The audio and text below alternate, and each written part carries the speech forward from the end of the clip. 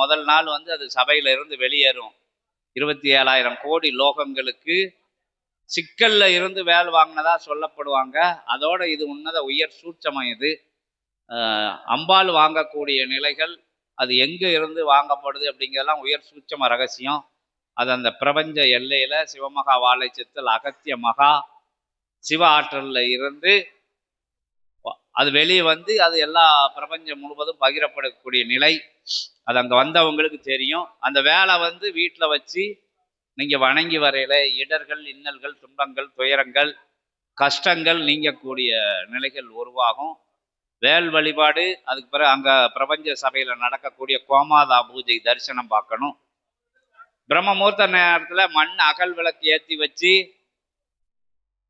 அகத்தியரோட நாமத்தையும் சிவமகா வாழை சித்த நாமத்தையும் உங்க இல்லங்கள்ல இருந்து சபையை நோக்கி நின்று சொல்லி ஜபத்தில் அமரையில படிப்படியா வினைகள் அகன்று உங்களுக்கு தவக்காட்சிகள்லாம் கிடைக்கும். ஞான மார்க்கத்துல உள்ள அந்த உயர்வான விஷயங்களுக்கெல்லாம் உங்களுக்குள்ள சூட்சமா நிகழும்.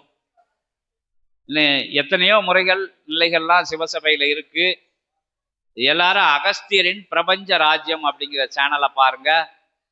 யாரும் குரூப்ல சேரணும் அப்படின்னா பிரபஞ்ச மகா அகத்திய வாழை சித்த சபைன்னு ஒரு குழுமம் இருக்கு, வாட்ஸ்அப் குழுமம். அதுல சேரணும்னா இந்த பையில ஒரு நம்பர் இருக்கு, சபை நம்பரு. அதுக்கு அடிங்க.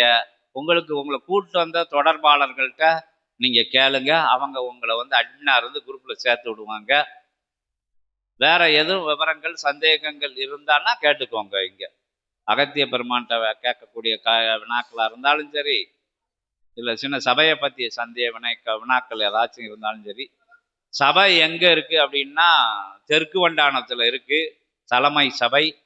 இங்கே கிளை சபைகள் ஒவ்வொரு எல்லைகளையும் இருக்குது. கிளை சபை உள்ள நம்பர்கள்லாம் அந்த அங்கே வெளியில் போட்டிருக்கோம். அதை தெரிஞ்சுக்கோங்க, அதுலேயும் பார்த்துக்கோங்க. இங்கே இருக்கிறவங்க இன்னும் அடிக்கடி இங்கே சச்சங்கம் நிகழும் இந்த கோவில்பட்டி மாநகரில். அப்போ வந்து கலந்துக்குவாங்க. சபையோட எப்பவுமே இணைஞ்சே இருங்க. சித்தர்களோட தேவர்களோட இணைஞ்சு துணை பயணமா யுகமாற்ற பயணத்துக்கு நீங்க யுகமாற்ற பயணம்னா என்னன்னா எல்லாம் மாறி மாறி சொல்லியாச்சு. தர்ம யுகத்துக்குள்ள வளரணும், அப்படி வளம் வரணும் அப்படிங்கதான் சபையோட நிலைப்பாடு. அதுக்கு என்ன செய்யணும் அப்படின்னா புன்னகை, அடுத்தவங்களுக்கு உதவி பண்ணது, நட்பா இருக்குது, ஏற்றத்தாழ்வுகள் பார்க்காம இருக்குது, எல்லா ஜீவகாருண்ய நிலைன்னு சொல்லுவாங்கல்ல, எல்லா உயிர்களையும் வந்து மதிக்குது, எல்லாருக்கும் கஷ்டங்கள் வரும் அப்படிங்கிறத உணர்வு. நம்ம குழந்தைகளும் குழந்தை, அடுத்தவங்க வச்சிருக்கதும் குழந்தை, அவங்களும் நம்ம எந்த நிலையில நம்மளோட குழந்தைகளை, நம்ம வாரிசு நிலைகளை, நம்ம பேரம் பேத்திகளை எவ்வளவு அரவணைச்சு வச்சிருக்கோமோ அதே மாதிரி தான் எல்லாரும் வச்சிருப்பாங்க அப்படிங்கிற நிலையை உணரும். அடுத்தபடியா எல்லா ஜீவராசிகளும் அப்படித்தான் வச்சிருக்கு. அதோட அந்த அரவணைக்குள்ள அதோட அந்த அந்த குட்டி குஞ்சி அப்படின்னு சொல்லக்கூடிய நிலைகளை வந்து அது அப்படி அரவணைச்சு வச்சுக்கு. அதுவும் வந்து அன்பு கருணையோட இருக்கு. அதுக்கும் நம்ம எப்படி நம்ம குழந்தைகள் மேல பிரியமா பாசமா அன்பா அரவணைச்சு வளர்க்கமோ அதே நிலையில அந்த ஜீவராசிகளுக்கும் உண்டு அப்படின்னு தெரிஞ்சுக்கிடுத நிலை. அதை துன்புறுத்தாத நிலை, அதற்கு இடர் இன்னல் கொடுக்காத நிலை. தவறுகளை நம்ம மேல வச்சுக்கிட்டு பழிய வந்து சமுதாயத்துக்கு மேலேயும் பக்கத்து வீட்டுக்காரங்களையும் அடுத்த வீட்டுக்காரங்களையும் அங்கங்க பார்க்குறவங்க மேலையெல்லாம் பார்க்குற சூழ்நிலைகளெல்லாம் அதன் மேலே பழி போடாமல் தப்பிச்சு ஓடாமல் நம்ம சென்ற ஜென்மங்களில் வாங்கி வந்த வரம் அப்படிங்கிறது எப்படின்னா நம்ம செஞ்ச பாவ புண்ணியங்கள் இந்த ஜென்மத்தில் நமக்கு பகிரப்படுகிறது. அப்போ அதிலிருந்து தப்பிக்கிறதுக்கு என்ன வழின்னா நம்ம நல்லது செய்யணும். இப்போ ஒரு பானை நிறையா மோர் இருக்குது, எல்லா இடத்துலையும் சொல்லக்கூடிய விஷயங்கள் இதுதான். இங்கே ஒரு பானை நிறையா மோர் இருக்குது, அதில் எல்லாரும் உப்பு போட்டுறாங்க. இங்கே உள்ள சீடர்கள் 5-6 பேர் 5-6 தடவை உப்பு போட்டு பூரா ஒரு 10-20 லிட்டர் பாலில் பெருக்கப்பட்டு அது ஒரு 50 லிட்ரு 100 லிட்டரா அது மோராக இருக்குது. எல்லாருக்கும் தாகம் தீர்க்கக்கூடிய பானமாக இருக்குது. அதில் வந்து 2-3 பேர் அந்த சுவைக்கல்னு சொல்லக்கூடிய லட்சுமி கடாட்சம் உள்ள அந்த அந்த ஒவ்வொரு பொருளான அதை போட்டுருந்தாங்க. போட்டால் அது என்ன ஆகுது, குடிக்க முடியாமல் ஆயிடுது. நீ போட்ட நான் போட்டேன்னு ஒரே கலாபரமாக ஆயிடுது. யாரு செஞ்ச வினையோ அப்படின்னு ஒரு நிலை வந்து உருவாயிது. போட்டவங்க சொல்ல மாட்டேங்காங்க. அப்போ அதுக்கு மாற்று நிலை என்ன செய்யணும்? பெருக்கணும். அதை ஒன்று புண்ணியத்தை அதில் சேர்க்கணும். அப்போ என்ன செய்யணும்னா மோரை ஊற்றணும், இல்லைன்னா அது அந்த ஜலத்தை ஊற்றி அதை பெருக்கி செய்யலை எல்லாரும் அதை பயன்படுத்தலாம். அதே மாதிரி தான் நம்ம சென்ற ஜென்மங்களில் எல்லா விஷயத்துக்கும் உட்பட்டு காம குரோத லோப மதம் ஆச்சரிய நிலைகளில் பஞ்ச இந்திரியங்களில் செயல்பட்டு அதன் மூலமாக வந்து நல்ல விஷயங்களை தேடி போகாமல் உணர்ச்சி மயப்பட்டு செஞ்ச தவறுகள், அதன்பால் ஏற்பட்ட வினை நிலைகள், அதனால் அடுத்தவங்களுக்கு செய்த துரோக ஏமாற்ற வஞ்சகம் சூழ்ச்சி நிலைகளெல்லாம் வந்து நமக்கு மறு அவதாரம் எடுத்து இந்த ஜென்மத்தை கொடுத்துருக்கு. அதனால் வரக்கூடிய இடர்களை இன்னல்களை நம்ம அனுபவிச்சுட்டு வாரோம். குப்பை தின்னவன் தண்ணி கொடுக்கணும், தப்பு செஞ்சவன் வருந்தி ஆகணும்னு அந்த வினைநிலை வரையில். அப்போ இங்கே மோரில் ஜலத்தை கலந்த மாதிரி, மோரில் அதிகப்படியான மோரை கலந்து அதை பெருக்கின மாதிரி, அப்போ அந்த வினை நிலைகளை நீர்த்து போக வைக்க நம்ம வந்து இயன்ற உதவிகள் செய்யணும். அந்த குணத்தை எல்லாம் அடக்கி வைக்கணும். நம்ம கோபதாபங்கள், வேற்று மாற்று நிலைகள், உணர்ச்சி வசப்படுறது, அடுத்தவங்களை குற்றவாளியாக பார்க்கறது அப்படிங்கிறத விட்டு நம்மளை மாதிரி தான் அவங்களும் பிறப்பெடுத்திருக்காங்க. அவங்களும் ஏற்ற இறக்கங்களில் வந்திருப்பாங்க. பூர்வ ஜென்மங்களில் செஞ்ச நிலையிலான அவனுக்கு இந்த சூழ்நிலை அந்த சூழ்நிலை இப்படியெல்லாம் இருக்குது. அவங்க அந்த சூழ்நிலைக்குள்ளே இருக்கிறதுனால அவங்க குணநலங்கள் அப்படி இருக்குது. அவங்களும் இறைவனோட குழந்தைகள் தான், ஜீவராசிகளும் அதே நிலை தான் நினச்சி நம்ம வளம் வரையில் முடிஞ்ச இயன்ற உதவியே பிரபஞ்சத்துக்கு. ஏன்னா பிரபஞ்சம் கொடுத்துக்கிட்டே இருக்குன்னு உங்களுக்கு தெரியும்.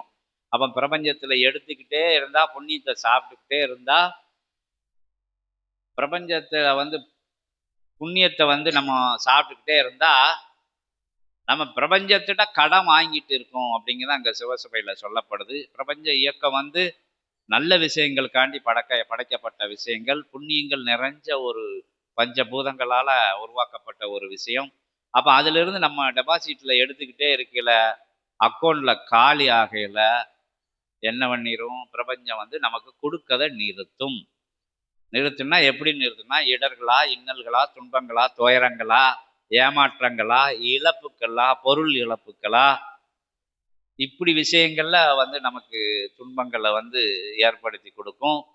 அப்போ எனக்கு மட்டும் ஏன் இந்த நிலை, எனக்கு மட்டும் ஏன் இந்த கஷ்டம், எல்லாரும் தப்பு செய்கிறாங்க, அவங்களையெல்லாம் இறைவன் ஒன்றும் செய்ய மாட்டாங்க, நான் வந்து ஒன்றுமே செய்யலை, எல்லாருக்கும் நல்லதான் செய்தேன். இப்போ வேற ஸ்டேட்டஸில் போட்டு விடுதாங்க, யார் சொன்னா நல்லவனாக இருந்தால் வாழ்ந்துடலான்னு, நல்லவனாக இருக்க போய் தான் நான் நாசமாக போயிட்டேன் அப்படின்னு போடுதாங்க.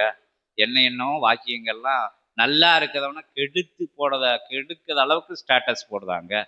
எல்லாம் என்னடா எல்லாரும் நல்லா இருக்காங்க, நான் நல்லது செஞ்சவன் கெட்டு போயிட்டேன், நான் வஞ்சிக்கப்பட்டேன், எனக்கு துரோகம் வந்துருச்சுன்னு சொல்லதுக்கு எல்லாத்துக்கும் காரணம் நம்ம செஞ்ச விஷயங்கள் தான். அவன் இன்னைக்கு செய்த நாளைக்கு அனுபவிக்க போகிறான், அவன் குழந்தைகள் அனுபவிக்க போகுது. இல்லைன்னா அவன் அடுத்த ஜென்மங்கள் அவன் உட்காரக்கூடிய இடங்கள் வந்து இடர் கொடுக்கக்கூடிய, இன்னல் கொடுக்கக்கூடிய, துன்பம் கொடுக்கக்கூடிய, துயர் கொடுக்கக்கூடிய போயிட்டு வாங்க துயர் கொடுக்கக்கூடிய அற்புதமான நிலைக்குள்ள அந்த நிலைக்குள்ள போய் இன்னல் படுவாங்க. நான் பக்கத்து வீட்டுக்காரன் எல்லாம் கொள்ளையடிக்கான், அதை செய்தான் இதை செய்தான், வேற்று மாற்று மொழிகளெல்லாம் பயணப்படுதான், அவன் நல்லா இருக்கான், எனக்கு எல்லா விஷயங்களும் நான் செய்தேன், எனக்கு ஏன் முன்னேற்றம் இல்லை, அவன் முட்டா பயலாக இருக்கான், அவனுக்கு கை வச்சதெல்லாம் ஜெயிக்கி, எங்கிட்டு போனாலும் அவனுக்கு ஆப்பர் கிடைக்கி, எங்கிட்டு போனாலும் அவனை நல்லவன்னு ஏற்றுக்கிடுதாங்க, நான் எல்லா டெக்னிக்கலும் எனக்கு தெரிஞ்சிருக்கு, எல்லா அறிவு நிலைகளும் இருக்குது, நான் இத்தனை டிகிரி படிச்சிருக்கேன், இப்படி இருந்து நான் தெருவில் அலையக்கூடிய ஒரு நிலை உருவாகுது அப்படின்னு நினைக்கல, அவன் வந்து வாங்கி வந்த புண்ணியம் வந்து அவனுக்கு வேலை பார்க்க ஆரம்பிச்சிருச்சு. நீ இந்த விஷயத்தில் கற்றுக்கிடணும்னு இருக்கு, ஆனால் எதுவும் உனக்கு சக்ஸஸ் ஆகக்கூடாதுன்னு இறைவனோட நிலை அப்படின்னு நினச்சிக்கிட்டு அதை பொறுமையோடு ஏற்றுக்கிடும் போது அடுத்து சக்ஸஸுங்க அந்த விஷயம் உங்களுக்கு கிடைக்கும். அவன் எப்படி மேலே போனானோ அதே மாதிரி ஒரு சுழல் காட்டில் கீழே வந்து பிரச்சனைகள் ஆகி பெற்ற விஷயங்கள் எல்லாம் கெட்ட கெட்ட வழியில் சம்பாத்தியம் பண்ணது, கெடுதல் செஞ்சு சேர்த்து வச்ச டெபாசிட்டு எல்லாமே குழந்தைகளாலையும் அவன் அவன் எடுத்து வைக்கக்கூடிய காலடிகள், தவறான பாதைகள், அடுத்தவங்களை இம்சை பண்ணதுனால அதெல்லாம் துயரா வந்து துன்பமாக விளையுது. அவன் பேரன் பேத்திகள் வந்து என்ன நிலையை நோக்கி செல்லுதாங்க, அவனோட வாரிசு நிலைகள் இருக்குது, 2-3 தலைமுறைக்குள்ள முடிஞ்சு போயிடும் அங்கே மேட்டரு. உங்களோட குடும்பம் நல்லது செஞ்சது பொறுமையாக இருக்கையில் உங்களோட வழி கொடியெல்லாம் வந்து படிப்படியாக நல்ல விஷயங்களாக வரும் அப்படிங்கிறத எல்லாரையும் ஏற்றுக்கிட்டு என்ன கஷ்டங்கள் வந்தாலும், என்ன இடர்கள் வந்தாலும், நம்ம செய்யற விஷயங்கள் வந்து நல்ல விஷயங்களா பிரபஞ்சத்துக்கு செஞ்சு எடுத்த பிரபஞ்சத்துக்கு நம்ம கொடுக்கணும்னா எப்படி கொடுக்க முடியும்? கடவுள்ட்டயா போய் கொடுக்க முடியும்? ஜீவராசிகள்ட்ட, நண்பர்கள்ட்ட, உறவினர்கள்ட்ட, தெரிஞ்சவங்க, தெரியாதவங்கள்ட்ட அனுசரையா இருந்து கஷ்டப்படுறவங்க யாரா இருந்தாலும் நம்ம நம்ம ஜாதி, நம்ம மதம், நம்ம இனம் அப்படின்னு அந்த எல்லை கோட்டுக்கு இல்லாம எந்த ஜீவராசிகள்ட்டையும் கருணையோட இருந்து அது எல்லாமே இறை ரூபங்கள் தான். இறை அன்பா இருக்காரு, கருணையா இருக்காரு. அதான் நம்ம அன்பே சிவங்கம். அந்த தன்மையில இருக்கையில நம்மளும் கடவுள் ஆயிருவோம் அப்படிங்கிறது தான் நம்ம சபை சொல்லிக்கிட்டு இருக்கு. அந்த அற்புதமான நிலையை நீங்க எல்லாரும் தாங்கி, ஏன் சிவபெருமானுக்கு கஷ்டம் வரலையா? ஏன் மகாவிஷ்ணுவுக்கு பிரச்சனைகள் வரலையா? ஏன் கிருஷ்ணர் அவதாரம் எடுத்தார். அவருக்கு எவடர்கள், இன்னல்கள், துன்பங்கள், துயரங்கள் ராமரோட ஒரு தெய்வீக நிலை யாருக்காச்சும் உண்டா? அவர் மகாவிஷ்ணுவோட அவதாரம். அவருக்கு வந்த இடர்களோட நமக்கு பெருசா வந்துற போது, அவர் பாதையிலிருந்து மாறுனாரா? தவறுனாரா? எவ்வளவு பொறுமையோட பயணப்பட்டாரு. ஒரு பெரிய சக்கரவர்த்தியோட வீட்டுல பிறந்துக்கிட்டு, அற்புதமான அத்தகைய முடிசூட நிலையிலையும் கூட இளம் மனைவியை கூட்டுக்கிட்டு, எந்த விதமான சலனமும் இல்லாம, வன வழியில யாராச்சும் அப்படி செய்யுமா? இப்ப உள்ள காலங்கள்ல. வனவழியில தந்தை சொன்னார் அப்படிங்கிற ஒரே விஷயங்களை வந்து தலையில ஏற்றி வச்சு பயணப்பட்டாரு. அவர் அங்க 14 வருஷம் அப்படின்னு தான் எல்லாருக்கும் தெரியுமே தவிர, ஒவ்வொரு நொடி பொழுதும், ஒவ்வொரு கால பொழுதும் அவர் எவ்வளவு கஷ்டப்பட்டிருப்பாரு அதுக்குள்ள எல்லாம் இருந்து அவர் இறை மார்க்கத்துல இருந்து தவறவே இல்லை. சூழ்ச்சிகளுக்குள்ள மாட்டினதுலாம் அதுவும் விதி. அவருக்கே விதி விளையாடல, நமக்கு விளையாடாதா அப்படிங்கிறது சொல்லி பொறுமையோட இருக்கையில அதுக்கும் ஏகப்பட்ட புனைக்கதைகள் இருக்கு. பொறுமையோட இருக்கையில வெற்றி அடையலாம் அப்படின்னு சொல்லி பொறுத்துக்கோங்க. வழிய பொறுத்துக்கிட்டா வாழ்வு உண்டு. நல்லதையே செய்யுங்க, நல்லது நடக்கும். பிரபஞ்சம் செய்யதையெல்லாம் திருப்பி கொடுக்கும். பொறுமையோட காத்திருக்கும் போது பிரபஞ்சம் உங்களுக்கு அள்ளி வழங்கும். வறுமையோட இருந்தாலும், சுத்தி சுத்தி விரோதிகளா இருந்தாலும், நம்ம பாதையில இருந்து நம்ம மாறாம இருக்கையில எல்லாமே காணாம போயிரும். எல்லாம் மாயமா மறைஞ்சு போயிரும்.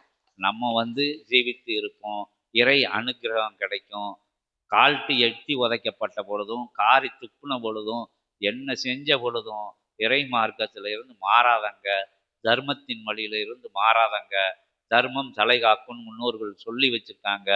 வரப்போகுது தர்ம யுகம். கலியுகம் காணாம போகுது.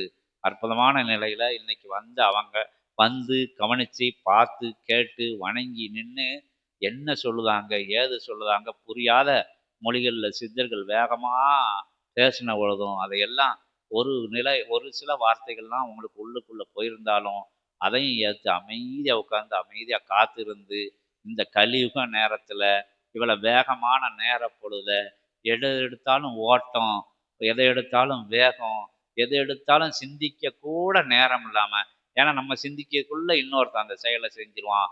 அங்க கிடைச்சிரும் கான்ட்ராக்ட், இங்க கிடைச்சிரும் அந்த ஒப்பந்தம், இது செஞ்சிருவான். நம்ம போறதுக்குள்ள இதை வாங்கிட்டு போயிடுவான், அதை செஞ்சிருவான். அவனுக்கு முந்தணும், இவனுக்கு முந்தி போகணும் அப்படின்னு ஓடுற ஓட்டம், கண்ணும் தெரியாத ஓட்டம், ஆசைக்கு பின்னாடி ஓட்டம், அந்த உயர் வாழ்க்கைய மாய நிலைக்கு பின்னாடி ஓட்டம்.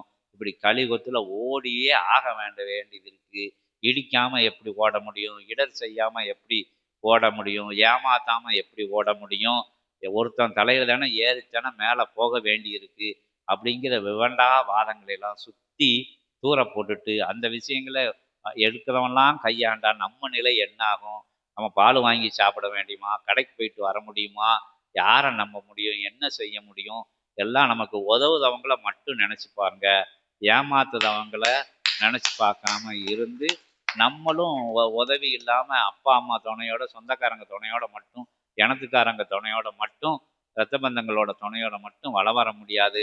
நமக்கு உதவி செய்தவங்கலாம் நினைச்சு பாருங்க. தொழில் கொடுத்தவங்கலாம் நினைச்சு பாருங்க. எல்லாம் வேற ஆளுக்க தான், தூரத்துல உள்ளவங்க தான். அது பிரபஞ்ச ரூபமா இருந்து உதவி பண்ணுதாங்க. அப்பவும் நம்மளும் யாரு என்னன்னு பார்க்காம, யாரு கஷ்டப்படுறாங்களோ அவங்ககிட்ட கொடுங்க. யாரு யாரு நட்பா கரம் நீட்டினா நீங்களும் கரம் நீட்டுங்க. எச்சரிக்கையோட இருக்கணும்னு சொல்லப்படுது. இறைவன் உள்ள இருக்கையில உங்கள்கிட்ட எச்சரிக்கை உணர்வு அழகா வந்துரும்னு சொல்லி அற்புதமான இந்த இந்த விஷயங்களை கேட்கறதுக்கு அமர்ந்திருக்கீங்க. போறவங்க போயிட்டாங்க. எதுவும் வினாக்கள் இப்போதைக்கு உங்களுக்கு இருந்தாலும் அகத்தியர்கிட்ட கேட்டுக்கோங்க. விடை பெறதவங்க விடை பெறலாம். எதுவும் வினாக்கள் இருந்தால் கேட்டுக்கோங்க. என்ன வினாவாக இருந்தாலும் கேளுங்க. எளிமையான வினானாலும் சொல்லப்படும். என்ன சந்தேக நிலை இருந்தாலும் கேளுங்க. ஆளுக்கு கம்மியாக இருக்குது, எப்படி அகத்திய பெருமானை கூப்பிடணும் அப்படின்னு நினைக்க வேண்டாம். நாங்கள் 5 பேரை வச்சு கூட சச்சங்கம் நடத்துவோம். ஆளே இல்லாத நேரத்தில் கூட சச்சங்கம் நடத்துவோம். நாங்கள் 3 பேர் நடத்திருக்கோம். அதனால நீங்கள் இங்கே வாழ்த்து கோஷங்களுக்கும் மாலைகளுக்கும் மரியாதைகளுக்கும் மலர் தூவதுக்கும் அந்த விருப்புகளுக்கெல்லாம் ஏமாந்த கூட்டம் கிடையாது. இது உண்மையை நோக்கி, ஒத்தமத்தை நோக்கி, சத்தியத்தை நோக்கி எந்த இடர் வந்த போதும் அது என்ன காத்தடிக்கும் நேரம் விற்க போனேன், பொறி விற்க போனேன் அப்படிம்பாங்கல்ல, அதுதான் நாங்கள் செஞ்சுக்கிட்டு இருக்கோம். என்ன மழை பெய்யும் நேரம் உப்பு விற்க போனோம்னா அதுதான் நாங்கள் விற்றுக்கிட்டு இருக்கோம். ஏன்னா கலியுகத்தில் தர்ம யுகத்தை பார்க்கறது ரொம்ப கஷ்டம்னு உங்களுக்கு தெரியும். இவங்க வானை சொல்லிட்டு போயிடுவாங்க. நான்லாம் இங்கே இருக்க வேண்டியிருக்கு கோயில்பட்டியில். எத்தனை இம்சை, எத்தனை துயரம், புழுகாமல் எப்படியா வாழ்க்கையை நினைக்க முடியும்? கருட புராணத்தில் சொன்ன மாதிரிலாம் வளம் வர முடியுமா? வீட்டை விட்டு வெளியே போகாமல் இருந்தால் தான் கருட புராணம் சொன்னதெல்லாம் நடக்கும் அப்படிலாம் சொல்றதை கேள்விப்பட்டிருக்கோம். நம்ம நம்ம நம்ம வந்து ஏமாற்றணும் கலியுகத்தை, புரியுதா? கலியுகம் நம்மளை ஏமாத்துறல. நம்ம கலியுகத்தை ஏமாத்துறதுன்னா அதோட ஒருத்தன் கோவத்தோட வரான்னா ஐயா ராசா ஒதுங்கிக்கொண்டு ஒதுங்கி போயிடணும். ஒருத்தன் கல்லை கொட்டி எரியுதான்னா அதை கிட்ட ஓடி போயிடணும். பயந்தாளின்னு சொல்லிட்டாலும் பரவாயில்லை, மண்டை உடஞ்சி வச்சுன்னா நம்மள ஆஸ்பத்திரியில் போய் கிடக்கும். அவன் லூசு பயலாக இருப்பான். அவன்கிட்ட போய் நெத்தியை காமிச்சிக்கிட்டுனா சட்டுன்னு அடிச்சு போடுவான். நமக்கு பிள்ளை குட்டி இருக்குது, 4 தொழில் இருக்குது, அங்கே போகணும் இங்கே போகணும். முட்டா பயலை கண்டான்னா ஓரம் ஒதுங்கிடணும். கோவக்காரனை கண்டான்னு ஒதுங்கி போயிடணும். நான் அவனை போய் இடிச்சுட்டு நின்னான்னா நம்ம தான் இடிச்சுக்கிட்டு நிற்கணும். இழப்புக்கள் ஒன்றும் பெருசு கிடையாது. அதை பிரபஞ்சம் கேட்டால் கொடுத்துரும். ஐயோ இதை பிடிச்சிக்கிட்டு அதை பிடிக்கான்ட்டு உயிரை கொடுத்துடக்கூடாது. ரொம்ப எச்சரிக்கையாக பயணப்படும். அதான் ஏமாற்றி பயணப்படணும்னு சொல்லுது. உனக்கு முட்டாயேன்னு இவன் சொல்ல சொல்ல திட்ட லூஸ் பயமாக இருக்கான். மானம் மரியாதை சூடு சொன்ன ஒன்றுமே இருக்காதா? ஒன்றுமே இல்லைடா எனக்கு அப்படின்ட்டு நம்ம போகிறதா நம்ம வழி. ஏன்னா அதான் முட்டாள் ஆக்கிறவனா நம்ம முட்டாள் ஆக்கிட்டு ஓடி போயிடணும். கலியுகம் வந்து முட்டாள்தனமான யுகம், முரட்டுத்தனமான யுகம். அப்போ அது கலியுகத்தோட ஆட்சி நடந்துக்கிட்டு இருக்கிறதுனால தர்ம யுகம் வந்து வாழ முடியாத நிலையில இருக்கு. அதனால நம்ம வாழ பழகிக்கணும். இப்போ இங்க வந்தவங்க ஃபுல்லாக தர்ம யுகத்துக்குள்ள வந்துட்டிய. உங்களுக்கு வழிகாட்ட அகத்திய பெருமான் இருக்காரு, முருகப்பெருமான் இருக்காரு, பரந்தாமன் இருக்காரு, எல்லாரும் இருக்காங்க. 10 அவதார நிலைகள் உங்களுக்கு துணையா இருக்கும். தேவர்கள் சித்தர்கள்லாம் தர்மத்தின் வழியில போகல. கலியுக வாழும் குருவாக உங்கள் சித்தன் சிவமகா வாழை சித்தன் இருக்கின்றான் என்று அகத்தியன் உரைக்கும். ஓம் அகதீசாய நமக, ஓம் அகதீசாய நமக. இவ்வளவு விஷயங்கள் எங்கேயாச்சும் ஒரு சித்தர்களின் தலைவரை, மகத்துவமிக்க மகாமுனிய தேவர்களே எந்திரிச்சு மரியாதை செய்தவரை தேவலோகமே கிடுகிடுன்னு நடுங்கும். அத்தனை ஆற்றலுக்கும் இணையான ஒரே ஆற்றல் கொண்ட ஒரு பெரிய முனிவர், அவர் ஆசான். இப்போ எப்படி உட்கார்ந்துருக்காரு? நண்பரா உட்கார்ந்துருக்காரு, உறவினரா உட்கார்ந்துருக்காரு, சொந்தக்காரரா உட்கார்ந்துக்கிட்டு இருக்காரு. எல்லாம் கைவிட்டு போனாங்க. ஆனா அகத்தியம் கை விடவே விடாது, உங்களையும் விடாது. எல்லாம் போட்டும், எல்லாமே போட்டும், இது கூட இல்லாம போட்டும், எதுவுமே இல்லாம போட்டும், அகத்தியம் கை விடாது. ஏன்னா அவர் உள்ளுக்குள்ள இருக்காரு. அதுதான் அகத்தீஸ்வரர், அகத்துக்குள்ள இருக்கக்கூடிய ஈஸ்வரர் அப்படின்னு அவருக்கு பேரு. அவர் சிவம்னு சொல்லலாம், பிரபஞ்சம்னு சொல்லலாம். எளிமையா இருக்காரு. நம்மளும் அவர் மாதிரி இருப்போம், அவர் மாதிரி பயணப்படுவோம். எளிமைதான் வலிமை அப்படின்னு சொல்லி படாபடங்கள் எல்லாம் சீக்கிரம் போயிடும். உண்மை மட்டும் உறங்காம உயர்வா இருக்கும். பொய்யெல்லாம் கூத்தாடும், கும்மாளம் போடும், காணாம போயிடும். உண்மை வந்து அது காணாம போகவே போகாது. காணாம நம்ம பிரபஞ்சத்துல எப்படி கலியுகத்துல எப்படி மறைஞ்சு வாழுதமோ அது மாதிரி கலியுகத்துக்கு பயந்துக்கிட்டு உண்மை வந்து நம்மளோட விஷயங்கள் அந்த இதாயிரும், பின்னமாயிரும், அசிங்கமாயிரும். சாக்கடை எடுத்து நம்ம தொழிக்கக்கூடாது. சாக்கடை வெளியே வரட்டும் அப்படின்ட்டு சாக்கடை வெளியே அப்படி தெளிகிற நேரத்துல தெளிஞ்ச நீர்ல சேத்துல முளைச்ச செந்தாமரையா வந்து அந்த உண்மை நிலை வந்து மலரும். அது எல்லாரும் பார்த்துருப்பிய. பொறுமையாரு ஆடாத வரைக்கும் ஆடினா ஆடாத வரைக்கும் ஆடி ஒண்ணுமே இல்லாம போன வரைக்கும் ஆடாம இருக்கக்கூடிய அந்த தாமரை வெளியே வந்து எல்லாருக்கும் அற்புதமான மனம் கொடுத்து, அழகான தோட்டம் கொடுத்து, மகாலட்சுமி அம்சமா இருக்கக்கூடிய நிலைகள், எல்லா ஐஸ்வர்ய நிலைகளையும் கொடுத்து அருளத மாதிரி தர்ம யுகம் உங்களுக்கு எல்லாருக்கும் கொடுக்கும், எல்லாமும் கொடுக்கும் அப்படின்னு சொல்லி அகத்திய பெருமான் திருவடி தொட்டு வணங்கி நீங்கள் வந்து அமர்ந்து அற்புதமான இந்த வேகமான உலகத்தில் இதுக்கு நேரம் ஒதுக்கி ஒரு இறையாற்றல் இருக்குது, இறைமகா சச்சங்கனை இருக்குது, சித்தர்கள் வந்து பேசுகிறாங்க, அகத்தியர் வந்து பேசுகிறாரு, சிவமகா வாழை சித்தன் யுகமுறையா சித்தன் ஒருத்தன் அகத்தியரோட சீடராக இருக்கான் அப்படிங்கிற நிலையெல்லாம் நம்பி உட்கார்ந்து கேட்டதுக்கு மீண்டும் உங்களை வரவேற்று வாழ்த்து கூறி அற்புதமாக அனைவரையும் பிரியா விடை கொடுத்து எப்பவும் இறை சபையோட இறை மார்க்கத்தோட தர்ம சபையோட தர்மசாலையோட தொடர்பிலே இருங்க. இன்னைக்கு தர்ம சீலனாம் அற்புதமான அத்தகைய ஆற்றலை கூப்பிட்டு உங்களுக்கெல்லாம் அற்புதமான விருந்தா செவி குளிர கேட்ட உரைகள் வந்து நாங்களும் வந்து உறைஞ்சிருக்கோம். அவர் திருவடியும் ஐயப்பன் திருவடியும் பணிந்து அகத்திய பெருமான் திருவடியையும் வணங்கி விடைபெறுவோம். ஓம் அகதீஷாய நமக. ஓம் அகதீஷாய நமக.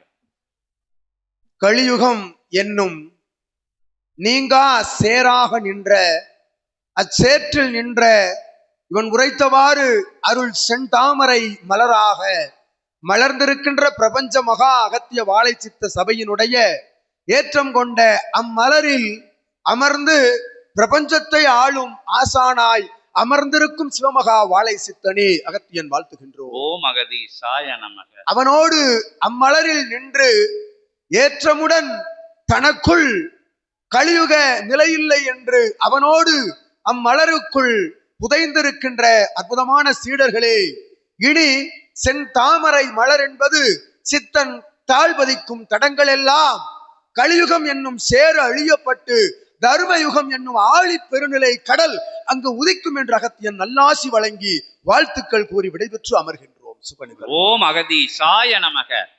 சங்கு இருந்தா ஊதிருங்க, ஒரு 5 சங்கு ஊதிருங்க. ஓம் அகதீஷாய நமக. எல்லாரும் எழுந்துக்குவாங்க, ஒரு 5 சங்கு. 5 என்ன பஞ்ச.